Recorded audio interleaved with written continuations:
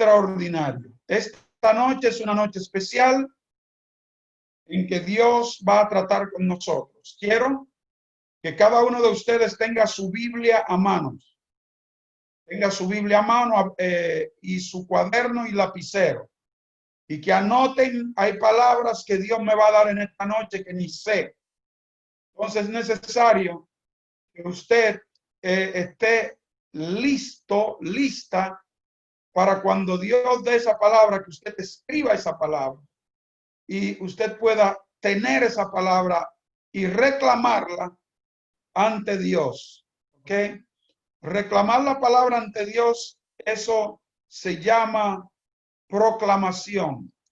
Proclamación es recordar a Dios lo que Él ha dicho para que Él, tú le recuerdas, no es que Él se lo olvida, pero tú se lo recuerdas como diciéndole, yo recuerdo y conozco tu palabra. Entonces esa es la proclamación. Esté listo, lista para proclamar lo que Dios ha hecho. Quiero en esta noche comenzar diciéndoles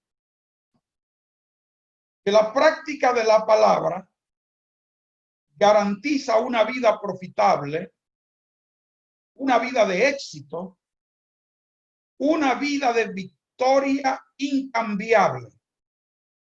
La práctica de la palabra garantiza una vida proficiente, profitable, de éxito, de victoria en todos los tiempos. Eso quiere decir que no cambia, no importa la temporada del año o no importa cómo están las bolsas la bolsa de valores o cómo están las diferentes bolsas de valores del mundo.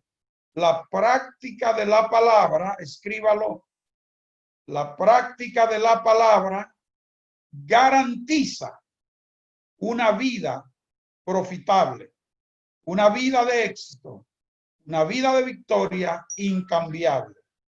No cambia. Quiero que ahora abran sus Biblias en Efesios, capítulo 2, verso 11 al 13.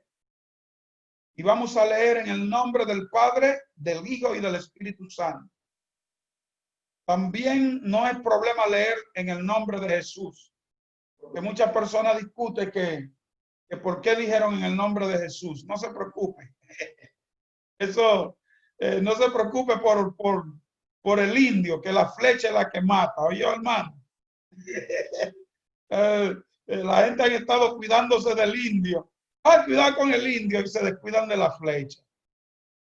En el nombre del Padre, del Hijo y del Espíritu Santo está correcto, y también en el nombre de Jesús está correcto. Efesios capítulo 2, verso 11 al 13 dice, por tanto, acordaos de que en otro tiempo vosotros o ustedes, los gentiles, en cuanto a la carne, erais llamados incircuncisión, por la llamada circuncisión hecha con mano en la carne. En aquel tiempo estabais sin Cristo, alejados de la ciudadanía de Israel y ajenos a los pactos de la promesa, sin esperanza y sin Dios en el mundo. Que en otro tiempo, pero ahora en Cristo Jesús, vosotros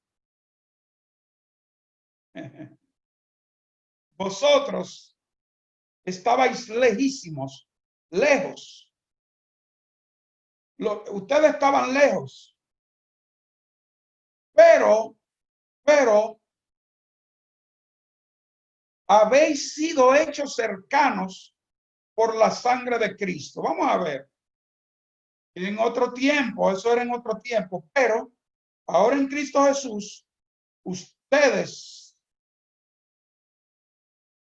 que estaban lejos, ahora han sido hechos cercanos por la sangre de Cristo. ¿Por qué es que nosotros hemos sido hechos cercanos? Por la sangre de Cristo, ¿verdad? La sangre de Cristo. Ok. Me encanta que la parte A del verso 12 dice, en aquel tiempo estabais sin Cristo, o sea, éramos unos infelices. Que estar sin Cristo es ser un infeliz. Alejado de la ciudadanía de Israel, porque no éramos judíos. Sin embargo, por Cristo, nosotros somos hechos partícipes o participantes por medio de la sangre de Cristo. Ahora vayan conmigo a Gálatas capítulo 3 para que ustedes vean algo. Voy a ir al pasito esta noche. Gálatas capítulo 3, verso 13 al 14.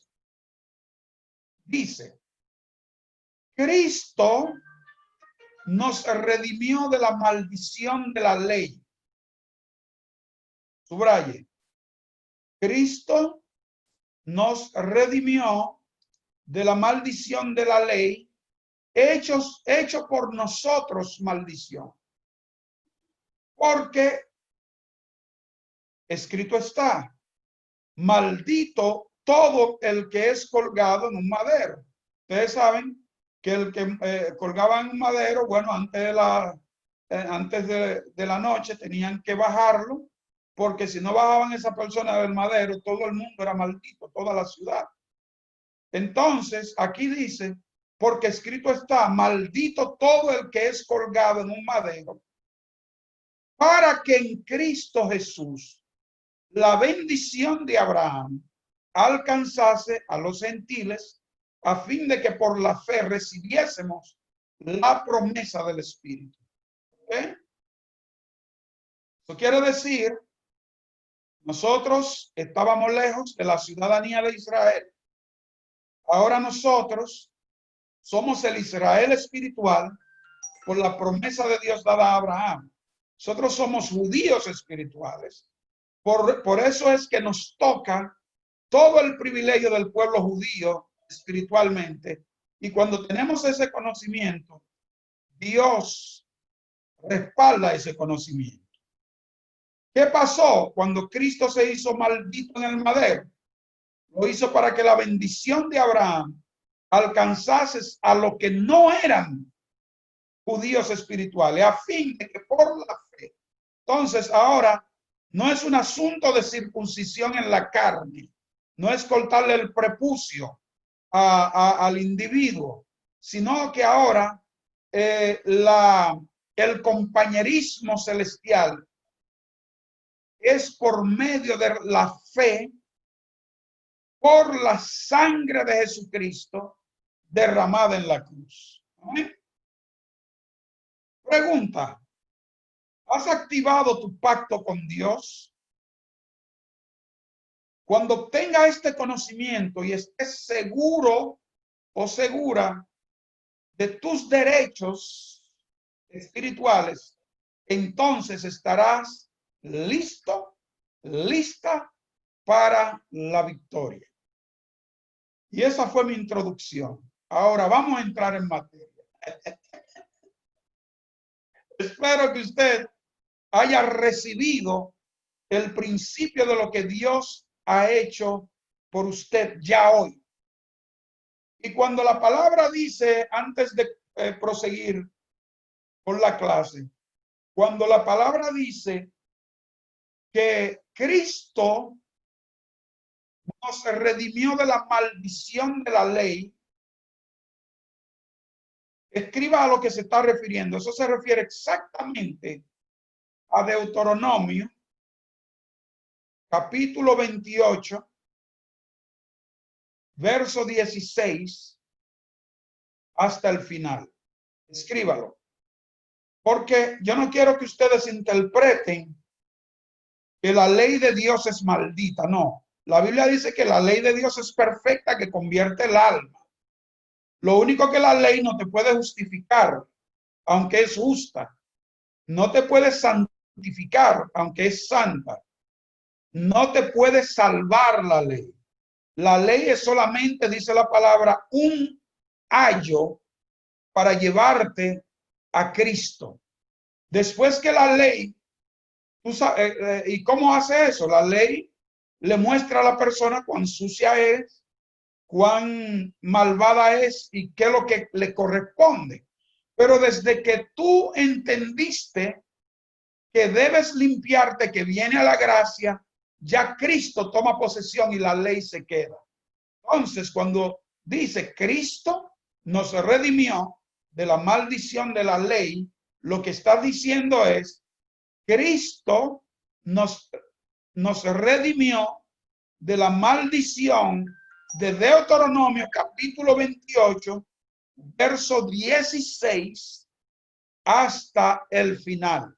Que ahí ustedes cuando lo lean van a ver todas las maldiciones que nos correspondía, de lo cual Cristo nos libró, porque era necesario que la bendición de Abraham, que Dios le había dicho, en ti bendeciré toda la familia de la tierra y serás bendición, fuese también parte de nosotros.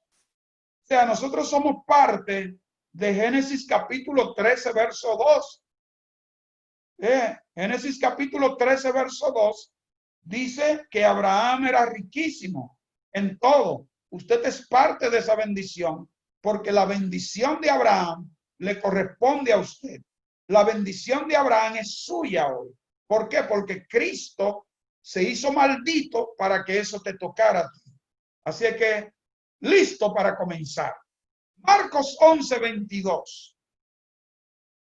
Marcos capítulo 11, verso 22. Sé que muchos de ustedes dirían, bueno, pero esta cátedra comenzó hace muchísimo tiempo. Es comenzando otra vez. Marcos 11, 22, y lo leemos, y dice, respondiendo Jesús les dijo, tened fe en Dios. Respondiendo Jesús les dijo, ¿a quién les dijo? A sus discípulos, tened fe en Dios. La traducción original, o no voy a decir original, sino hay traducciones que traducen esa palabra, tened fe en Dios en diversas maneras. Por ejemplo, hay una traducción que dice, tengan la fe de Dios. Tengan la fe de Dios es una traducción correcta. No es una traducción equivocada. Porque la fe de Dios es la fe creativa que le dio a usted y a mí la misma cantidad de fe. Para que por medio de esa fe nosotros podamos hacer cosas maravillosas en su nombre. Entonces, hay un gran predicador que admiro mucho desde hace años. Ya él murió, se fue con el Señor. Se llamaba Kenneth Hagin. Kenneth Hagin acostumbraba a decir,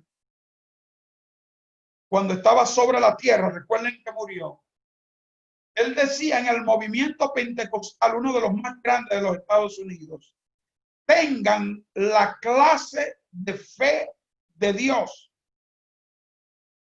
También esa es una traducción perfecta, porque la fe de Dios es una fe creativa.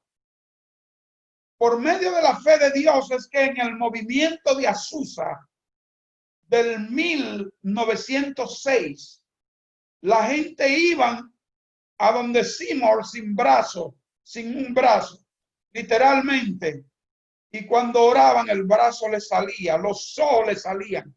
La gente iban deformado y se formaban, porque ahí se movía la clase de fe de Dios. Es la misma fe de hoy que crea y que usted tiene autoridad sobre los demonios, sobre los espíritus inmundos, sobre el fracaso, sobre la pobreza. Usted tiene autoridad de echarlo fuera, porque El evangelio es poder de Dios, no es una filosofía.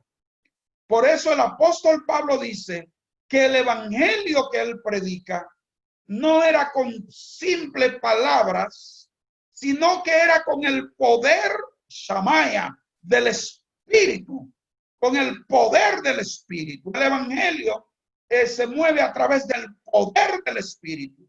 Y un niño, bajo la autoridad del Espíritu, tiene la misma autoridad que un señor adulto como yo, o más adulto todavía. ¿Por qué? Porque la palabra de Dios es la que germina a través del Espíritu. Tengan el tipo de fe de Dios. Marcos 11:22 le dijo Jesús a sus discípulos, tened fe en Dios. Ahora, mire el verso 23 de Marcos 11. ¿Por qué le dice tened fe en Dios? Eso fue una situación que sucedió. Jesús va de camino a su casa. Y cuando va de camino con sus discípulos, le da una terrible hambre. Y ve un árbol muy frondoso, un árbol muy frondoso de higos. Y dijo, Jesús abargó la esperanza de que iba a poder comer higos. Pero cuando se acerca a la mata, lo único que tenía era hojas. Entonces Jesús se enoja porque esa bendita mata no produce frutos. Jesús entendía que la Biblia dice que no era tiempo de frutos. Pero Jesús no era injusto. Lo único que él entendía que como dueño del universo y el rey, cuando él se acercara a esa mata, automáticamente debía haber producido frutos. Hay cristianos que en medio de los problemas no producen frutos. Y usted tiene que ser fructífero, fructífera en todos los momentos. No puede tener un momento fructífero y otro momento no. Hay que dar fruto todo el tiempo. Entonces Jesús le dijo a la mata, nunca más de ti haya fruto. Y se fueron. La mata no se secó inmediatamente. Ellos se fueron a Betania. Cuando regresan al otro día, vienen acercándose donde está la mata y ven que sus hojas se habían estado secando. Pedro, recordando lo que Jesús le había dicho a la mata, le dice, Señor, Señor, la mata que maldijiste se secó. Y por eso Jesús le dijo, tened fe en Dios. ¿Por qué no se secó inmediatamente? Porque Cristo quiso darle un ejemplo a sus discípulos. De que lo que ellos dicen sigue su curso de productividad, aunque no se vea el resultado inmediato. Pero al otro día se vio el resultado. Reciban esto en el Espíritu. Verso 23, él le dice, tengan fe en Dios. Y le dice, porque de cierto os digo, que cualquiera que dijere a este monte, quítate y échate en el mar, y no dudar en su corazón, mas creyere que será hecho lo que dice, lo que dijere, le será hecho.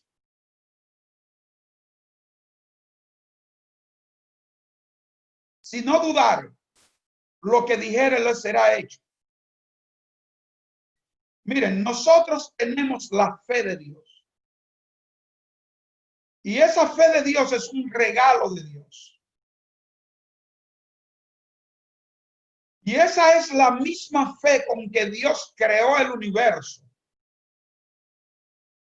Es la misma fe que mueve montañas, que crea planetas, que crea peces, que crea seres humanos, es la misma fe que crea los monstruos marinos, que crea la ley de gravedad, y es la misma fe que creó la ley de la física. No hay otra, es la misma. De acuerdo con el libro de Romanos, capítulo 3, verso 12, Romanos capítulo 3, verso 12, cada hijo o hija nacido o nacida de nuevo recibió la misma medida de esa fe impartida por el Padre para su éxito en todo lo que haga o emprenda sobre el universo. Es la misma cantidad de fe. Dios no le dio más fe a usted, ni menos fe a mí. No, la Biblia dice en Romanos 3:12 que le dio la medida, no una medida, la medida de fe a cada uno. Entonces usted con su medida tiene autoridad para crear cosas y para cambiar el curso de las cosas. Con esa fe que usted tiene y con la que yo tengo. La Biblia dice en Primera de Pedro, capítulo 2, verso 2.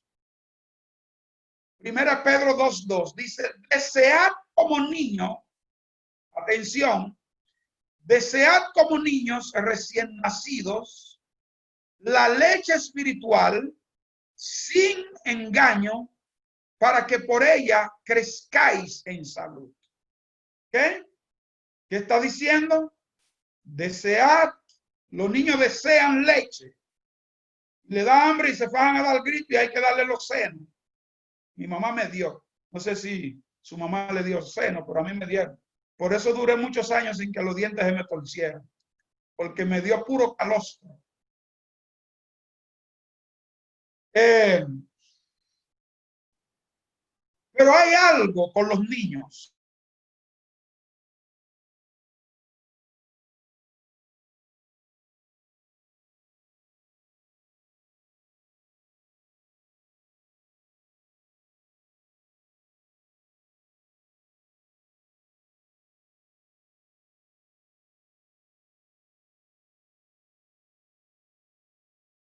Después que crezca, no hay que darme, imagínate si ahora mismo yo voy y mi mamá estuviera viva y le agarro los senos, la gente va a decir, mira qué fenómeno, mira, es un fenómeno. O que yo salga a la calle con un biberón, no sé si ustedes le dicen biberón, una botella, que no son de estas, sino que tienen una teterita, que yo saliera, la gente va a decir, ¿qué le pasa a este señor? Ese señor mayor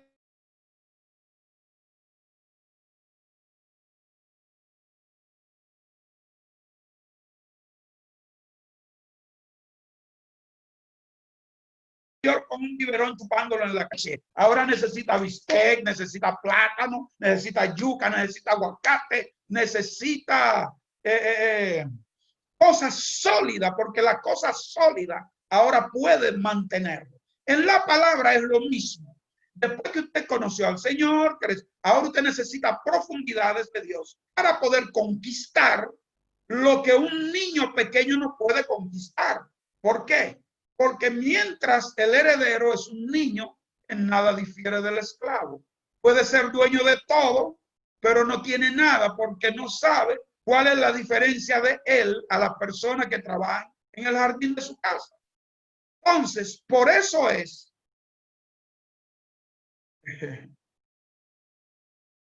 en Mateo capítulo 4, verso 4, Jesús dice algo. Jesús dice, más él respondiendo dijo, escrito está. Eso fue cuando Satanás fue a tentarlo. Le dijo, no solo de pan vivirá el hombre, más de toda palabra que sale de la boca de Dios. Eso es un rema. La palabra que sale de la boca de Dios es una palabra productiva, que puede producirte de la nada todo. Es más, le voy a decir algo. Dios tiene 1.000.000 de maneras para darle a usted $1.000.000.000 para usted hacer la obra de Dios. Pero quizás muchos de ustedes no han pensado ni siquiera en 2 maneras. Pero usted le pide al Señor, dame para ayudar tu obra. La obra de Dios necesita inyección de mucha finanza. Y Dios tiene 1.000.000.000 de maneras de darle a su pueblo billones de dólares, pero no, su mente todavía no ha analizado ni siquiera 2 del millón de maneras que Dios tiene. Entonces, el pueblo de Dios tiene que entender que nosotros somos personas capaces, lo que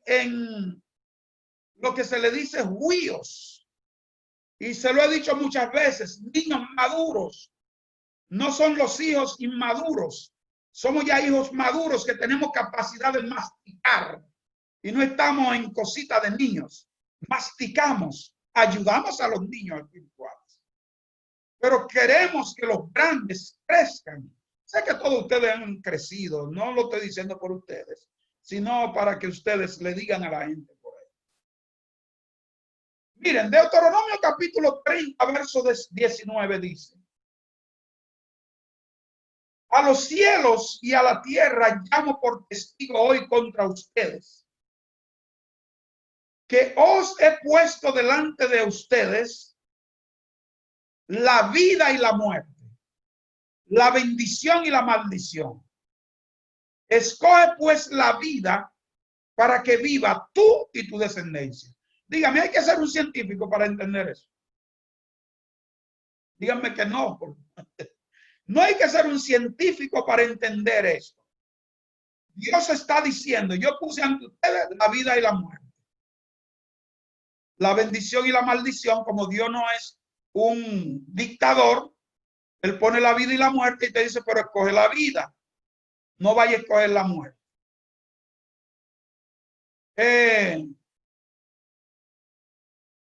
Otra versión dice, mira, yo he puesto delante de ti hoy la vida y el bien, la muerte y el mal. Porque yo te mando hoy que ames a Jehová tu Dios, que andes en sus caminos y guardes sus mandamientos, sus estatutos y sus decretos, para que vivas y seas multiplicado, y Jehová tu Dios te bendiga en la tierra a la cual entras para tomar posesión de ella. O sea, Dios está diciendo, obedéceme que te voy a entregar tierra y tú vas a tomar posesión de ella. Pero hay que entender eso. Miren, mis hermanos y hermanas, pastores, casi todos ustedes son pastores y ministros y pastoras. Cuando la carne se levanta, nosotros necesitamos bajarla y sujetarla a la palabra de Dios. El hecho de que alguien tenga muchos años en el evangelio no lo exentúa del ejercicio diario de la palabra para su buena comprensión espiritual. Yo oigo a muchos cristianos que se escandalizan todavía de cosas sencillas, pero que no la habían oído y se escandalizan. ¿Por qué? Porque todavía no tienen esa capacidad de entenderlas. Porque para usted entender, vaya a Efesios 3, 4 y 5, usted va a ver lo que dice. Efesios capítulo 3, verso 4 y 5 dice de la siguiente manera, dice, leyendo lo cual podéis entender cuál sea mi conocimiento en el misterio de Cristo. Hay un contraste. La Biblia dice que la única manera que usted recibe fe es oyendo, porque la fe viene por el oír y el oír la palabra de Dios. Usted no recibe fe por ayunar mucho, por hacer silicio, yo pensé que era así, pero entonces una vez me propuse oír el Nuevo Testamento como 40 veces y comencé a recibir fe. Una persona que escucha el Nuevo Testamento 40 veces recibe más fe que una persona que lo escuche una vez. Porque la fe viene por el oír y el oír y el oír y el oír la palabra de Dios. Yo en vez de escuchar la radio y música, que yo soy músico y me encanta, yo escucho la Biblia. Porque la música no me da fe, pero la Biblia me da fe. Yo escucho la Biblia. He escuchado el Nuevo Testamento quizás 40 o 50 veces. Y una de las cosas que siempre hago todos los años es leer la Biblia entera. 5 capítulos diarios y al final ya usted leyó la Biblia. Pero la fe viene por el oír la palabra de Dios. Ahora, para entender tienes que leer. Porque Efesios 4:5 dice, leyendo lo cual podéis entender cuál sea mi conocimiento, hablando el apóstol Pablo, en el misterio de Cristo. ¿Por qué? Porque el evangelio es un misterio. ¿Qué es un misterio? Un misterio es un secreto bien guardado para ser descubierto a amigos. Entonces la Biblia, la palabra de Dios, es un misterio, el misterio del evangelio, para ser revelado a los amigos de Dios y a las amigas de Dios como ustedes. Por eso estamos aquí hoy. Ahora, el verso 5 de Efesios 3 dice, misterio que en otras generaciones no se dio a conocer a los hijos de los hombres, como ahora es revelado a sus santos apóstoles, profetas, por el Espíritu. Porque la revelación de la palabra es algo por el Espíritu. Porque si no es revelado por el Espíritu, no se llama otra cosa que logos. La palabra logos, L-O-G-O-S, es la palabra escrita, es la Biblia, es logos. Ese logos, hay muchos maestros que no son cristianos de la Biblia, que enseñan en los seminarios católicos, en los seminarios jesuitas y en diferentes seminarios que no son cristianos. Y hay ateos que enseñan en las universidades. Si ustedes no lo sabían, son ateos, pero ese es su trabajo, enseñar. Pero no conocen la palabra porque están enseñando el logos.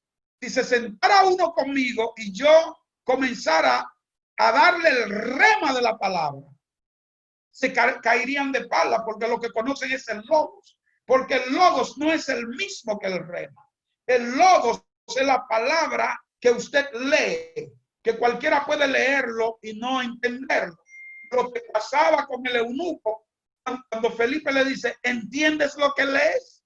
¿Verdad? Él estaba leyendo, pero no entendía. Pero Felipe vino y le dio el rema y se fue. Y el hombre siguió su camino gozoso, porque el rema de la palabra es lo que da gozo, no solo el logos.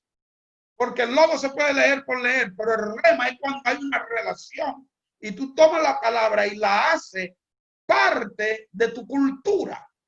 Entonces Dios comienza a revelarte cosas que otras personas no conocen. Por eso dice Jeremías 33:3.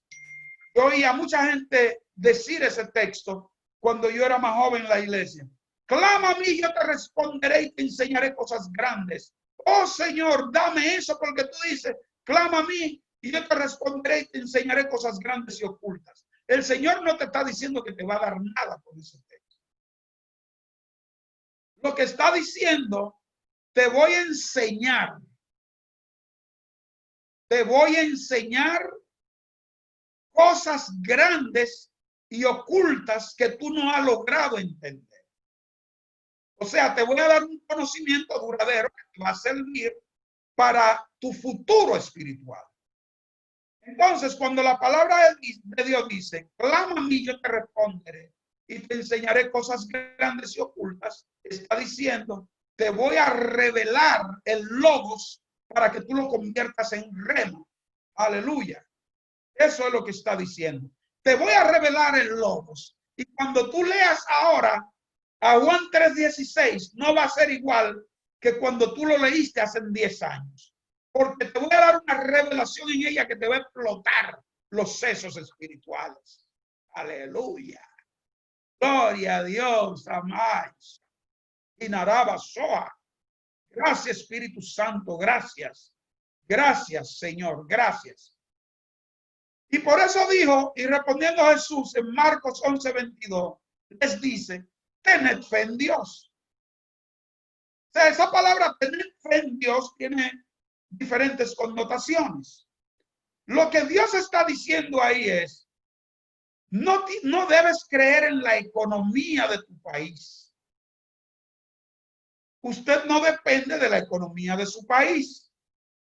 Usted depende de la economía del cielo. Por eso Jesús les dice,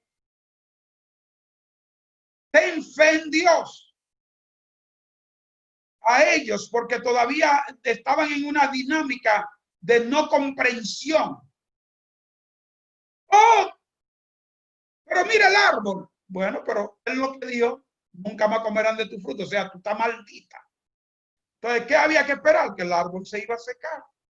Entonces, otra connotación es, cree a Dios porque Él obra en lo imposible. Cree a Dios porque Él obra en lo imposible. Tu país quizás está pasando en un momento difícil, pero cree y ten fe en Dios, porque la fe en Dios es la fe, no solo fe en Dios y fe y creer a Dios. La fe no trabaja en un corazón que no perdona. Eso es algo que tenemos que entender. Les voy a decir en lo que no trabaja la fe, en este diálogo de cátedra. La fe no trabaja en un corazón que no perdona. Un corazón que la esposa le hizo algo, le cocinó salado, o el esposo hizo algo y todavía a los 5 meses está hablando de eso. El Señor no le gusta eso y la fe no trabaja en un corazón que no perdona. Que cuando yo estaba joven me hicieron daño. A mí cuánto daño no me hicieron. Incluso jóvenes que tenían ya 25 años cuando yo era jovencito me golpeaban. Yo tuve la capacidad después de tomar venganza, pero no. Yo era cristiano, Dios no me dejó. Pero algunos de esos jóvenes están muertos. No, nunca quise que murieran, pero tomaron otro destino. La fe no trabaja en un corazón que no perdona. La fe no trabaja en un corazón que no obedece. La fe no trabaja en un corazón que vive juzgando a otros. La fe no trabaja en un corazón iracundo. La fe no trabaja en un corazón desobediente. Miren, mis hermanos, hay personas que explotan absolutamente por nada. Y explotan y quieren llevarse el mundo por delante. No pueden ni hablar. No. La fe no trabaja en un corazón así. ¿Cómo puede la fe trabajar en un corazón que todavía está lleno de rencor, que no perdona, con cosas ocultas, infiel? Miren, yo conozco a muchas personas que tienen un don extraordinario ministerial. Agarran un micrófono y olvídese. De una vez comienzan los cuadros que hay en la iglesia a caerse, porque en el banco no dicen nada, están calladitos. Y cuando le dan un micrófono, quieren poner la iglesia a volar. Ustedes no son así, porque yo estoy hablando con la gente de la ventana 1040. Y otras personas que tienen talentos, súper talentosos, que pueden agarrar algo y producírtelo. Pero sabe una cosa, cuando tú vas a buscar carácter, no encuentras carácter, no encuentras nada de fruto. Es como la higuera, cuando va a buscar fruto, no hay fruto, Jesús no encuentra fruto. Entonces, esa persona se va secando sola, porque si el grano de trigo no muere, queda solo.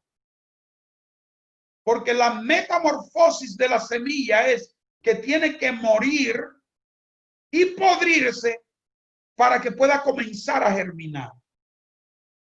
Y cuando un cristiano es nacido de Dios y es nacido de nuevo, ya debe cambiar la palabra, debe relacionarse con la palabra, sabiendo que de la única forma que puede ser victoriosa esa persona es que el Espíritu Santo se siente en su corazón. El Espíritu Santo es el corazón, es el asiento del Espíritu Santo, donde el Espíritu Santo viene y descansa. Voy a ir a descansar al corazón de Iliana Sánchez. ¡Wey! Y el Espíritu Santo viene y se siente en el corazón de ella, en el corazón de Olga Querubín. Ahí se siente en el corazón y el Espíritu Santo va buscando a Yadira, a Zenaida, y se va sentando en esos corazones y se reposa. Y entonces comienza a revelarle a esos corazones los misterios. Ve como que están tristes. Oiga, pero ¿y por qué? Una sonrisita. Eso es. Entonces, miren, la fe no trabaja en un corazón que no perdona. Se tiene que perdonar. Una de las cosas que dice el verso 25 de esta universidad de la fe que Cristo habla es, si tiene algo contra alguien, perdónalo, porque tampoco la fe no trabaja si no perdona. La fe no trabaja si tú no obedeces. La fe no trabaja si tú estás juzgando a otro todo el día, mirándole la falda para ver qué tan corta es, mirándole los cabellos para ver si se desrizó, mirándole los labios a ver si tiene pintalabios rojos. Eso no es su problema. El problema suyo es Jesús. Ahí es que usted tiene que enfocarse. La fe no funciona en un corazón iracundo. Una gente que se aira de nada y quiere matar a todo el mundo. Y esa gente te dice, conmigo no se meta porque usted la va a encontrar. Imagínense, como oveja fue llevado al matadero. Entonces nosotros, no, que no se meta conmigo porque voy a encontrar aquí a Juanita. Si tú no sabías la otra parte, sépalo porque tú vas a ver lo que va a pasar. No, la fe no obra ahí. Amén. Podemos tener todos los dones y habilidades para hacer cosas, pero si no tenemos las características requeridas por Dios, quedaremos en vergüenza. Muchas personas, ministros grandes, han caído en el mundo. Después de tener millones de gente siguiéndolo, han caído. Y ustedes conocen algunos. No me gusta mencionarlo porque no me gusta. Pero son personas que no tuvieron carácter para decirle que no al pecado. Y tuvieron un problema de falda que el mundo entero tuvo que darse cuenta. Amén. Porque no tuvieron la capacidad,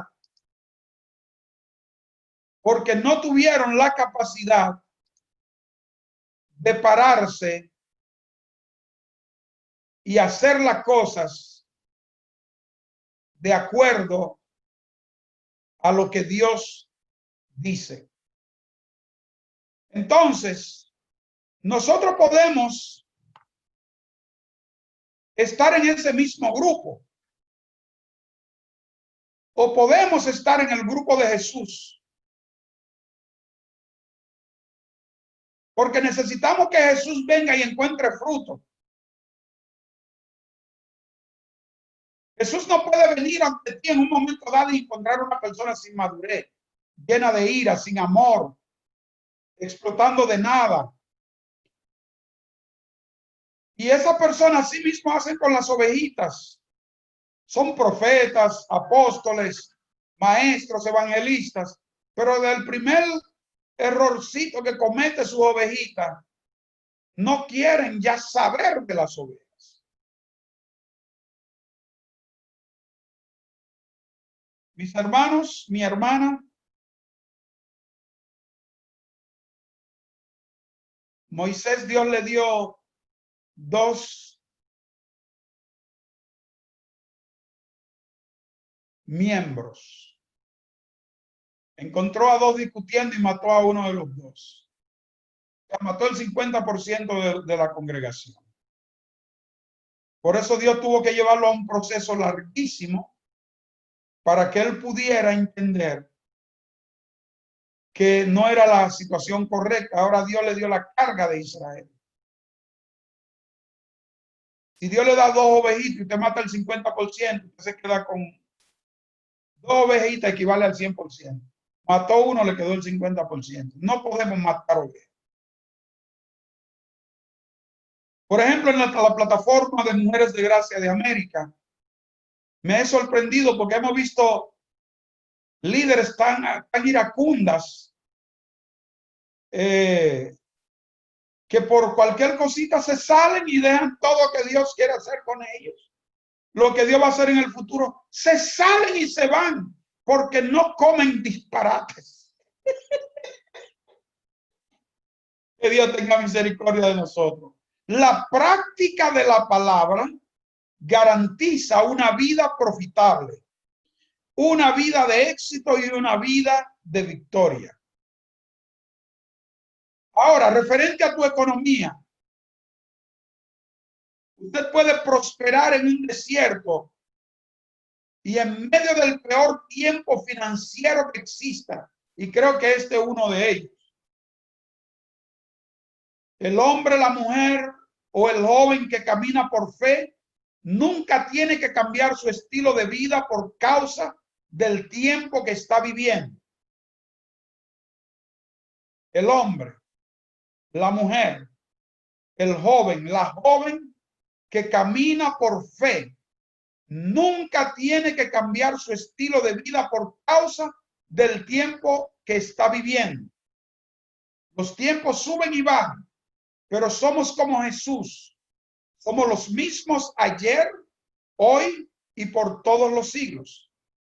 ¿Por qué? Porque la Biblia dice en Filipenses capítulo 4, verso 19. Mi Dios pues suplirá todo lo que os falte conforme a sus riquezas en gloria en Cristo Jesús. ¿Qué va a hacer? Va a suplir todo cuanto usted le falte por medio a sus riquezas en gloria en Cristo Jesús. Tu economía depende del reino de Dios, no de tu país. Solo haz los principios. Una de las cosas que hemos visto que el pueblo de Dios delinque es que no le gusta diezmar. Usted tiene que diezmar a su iglesia, a su pastor, llevar su diezmo, tiene que dar ofrendas y no tenga excusa para hacer esto. El 95% de los cristianos se han dejado engañar por Satanás con sus diezmos y sus ofrendas. Lo van guardando y no lo llevan a la iglesia y cuando viene a ver se lo comen. Entonces, se le pincha el carro, ahora tiene que buscar y se le pinchó el motor porque usted tiene que cumplir con Dios. El diezmo no te salva, no te lleva al cielo. Lo único que te lleva al cielo es Cristo por su gracia. Pero el diezmo te libra de las maldiciones de la tierra y te saca la plataforma de Dios. Jacob salió de su padre con un bastón y un poco de aceite, un pote de aceite, pero hizo una promesa a Dios antes de salir de su casa. Génesis capítulo 18, Génesis capítulo 28, y está en el verso 18 al 22. Y dice, y se levantó Jacob de mañana y tomó la piedra que había puesto debajo de su cabecera. Y la alzó por señal y derramó aceite encima de ella. Y llamó el nombre de aquel lugar Betel, aunque Luz era el nombre de la ciudad primero. E hizo Jacob voto diciendo, si fuere Dios conmigo y me guardare en este viaje en que voy, y me diere pan para comer y vestido para vestir, y si tuviere en paz, y si volviera en paz a casa de mi padre, Jehová será mi Dios. Y esta piedra que he puesto por señal será casa de Dios. Y de todo lo que me dieres, el diezmo apartaré para ti. Ok, eso se llama un pacto de un hombre serio. ¿Qué vemos después? Jacob vuelve a su casa billonario. Y los ángeles eran sus guardaespaldas. Y quiero que usted sepa que un solo ángel tenía la capacidad de matar a 485,000 personas una noche. Un solito. Y ángeles eran los guardaespaldas de Jacob. Usted tiene que ponerle pacto a su vida en la gracia. ¿Por qué razón? Porque si usted no diezma, no ofrenda, usted le está dando acceso al enemigo para que se robe todo lo que usted tenga, incluyendo a su esposo y su esposa y sus niños. Y nunca le alcanza para nada. Vuelvo y le digo, no estoy pidiendo que me diezmen a mí. ¿Ok? No quiero que vayan a decir, bueno, ahora el pastor está hablando de diezmo y que le diezmen y que le manden dinero. No, miren, yo vivo una vida bien. Vivo feliz. Tengo hijos que me diezman, pero son hijos míos. Usted le diezma a su papá. Usted no le diezma a los suegros, usted, su papá y su mamá es su iglesia. Si Dios le da un peso, usted le diezma. Si Dios le da 10 plátanos, usted le lleva un plátano al pastor. Sea como nosotros. Nosotros todo lo que Dios nos da diezmamos. Y diezmamos el 20 y el 30%. Pero yo no he visto necesidades después de la promoción de Dios. Miren este verso, ya yo estoy terminando. Ay, pero si ya me pasé, Dios mío. Y ustedes no me dijeron nada. Segunda Corintios 9:10 y termino.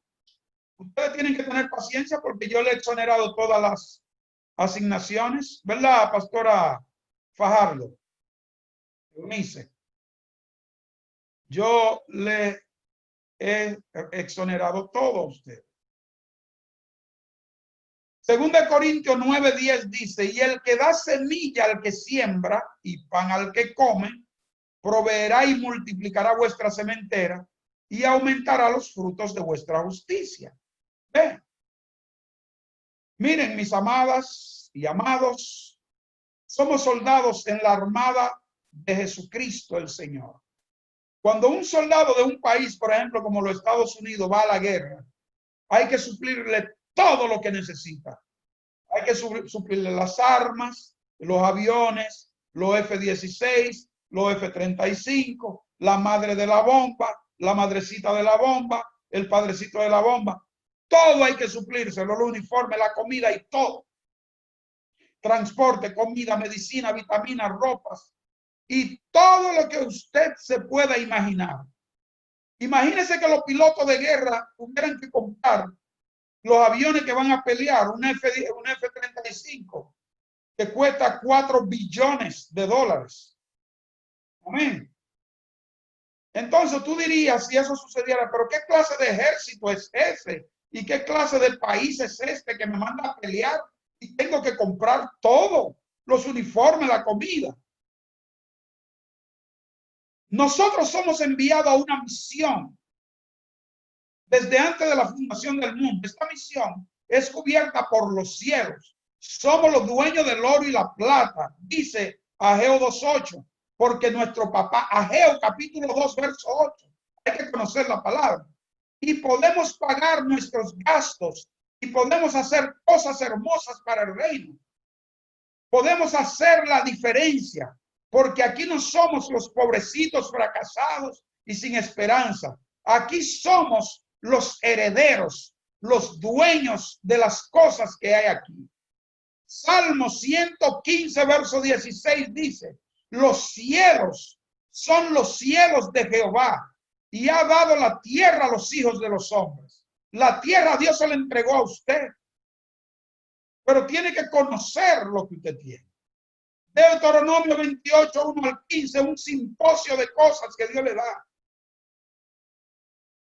28 del 1 al 15. Efesios capítulo 4, verso 28 al 30. Dice el que robaba, que no robe más, sino que trabaje honradamente con las manos para tener que compartir con los necesitados. Esa es la función de la iglesia, compartir con los necesitados. No te está mandando a trabajar para tú hacerte rico, porque nadie se hace rico trabajando. Tu prosperidad financiera vendrá de las soluciones que proporciones a los demás. Nunca nadie se ha hecho rico ahorrando. Eso es mentira. Mucha gente ha dicho eso. La riqueza es un poder dado por Dios. Es un permiso para hacerla. Y eso está en Deuteronomio capítulo 8, verso 18. Aquí estamos enseñando la palabra. Deuteronomio capítulo 8, verso 18. Ahí está esa palabra. Y no deje que nadie le robe la palabra. Deuteronomio 8, 18 dice, recuerda al Señor tu Dios, porque es el que quien te da el poder para hacer las riquezas o la riqueza. Así, para confirmar su pacto que hizo a tus padres, Abraham, Isaac y Jacob. Dios hizo un pacto bajo juramento con tu antepasado. Y ese pacto que hace es verdadero. Así es que en esta noche, puedo seguirle hablando, pero es un abuso. No voy a hablarles más. Pero quiero recordarle, tenga fe en Dios. Les aseguro que si alguno le dice a este monte, quítate de ahí y tírate al mar. Verso 24. Creyendo sin abrigar la menor duda que lo que dice sucederá, lo obtendrá. Por eso les digo, dice Jesús, crean que ya han recibido todo lo que estén pidiendo en oración y lo obtendrán. Con esta expresión, Dios le ha hecho y le ha trazado un camino a todos los que le recibieron y lo han aceptado como Señor y Salvador. Y esto trabaja para todos los que creen y reciben a Cristo como su Salvador. La práctica de la palabra garantiza una vida profitable, una vida de éxito y una vida de victoria. Hay que pelear la buena batalla de la fe. Cuando comienzas a pelear esa batalla, es cuando obtiene autoridad y puedes vencer las cosas negativas que Satanás quiere traer a tu vida y a la vida de tu familia. Y presta mucha atención a esto, porque en algún momento tenemos que utilizar fe. Usted no tiene que aceptar la palabra dicha con los demás, que los médicos te dicen que en 3 días te mueres, o que la gente te dice que te va a morir y que te va a pasar eso. No, Señor. La Biblia dice que tú vivirás y no morirás y contarás las maravillas del Señor. Humillaos bajo la poderosa mano de Dios y trae tus ansiedades sobre Él. Aún se puede sonreír en momentos difíciles. Y hay que sonreír en momentos difíciles. Hay un doctor en los Estados Unidos llamado el doctor Jackson. El doctor Jackson, una de las terapias que le da a sus pacientes de cánceres es que los ponen a reír y comienzan diciendo ja, ja, ja, ja, ja, ja, ja, y comienzan y se ponen a reír. Y muchos de sus pacientes se han sanado. Los cristianos queremos tener cara dura. No, usted tiene que tener una cara alegre si es que su corazón está feliz. Porque el corazón alegre hermosea el rostro. Por eso te dicen, tienes tanto y no parece que tienes edad. ¿Por qué? Porque el corazón alegre cambia el rostro. Con esto termino.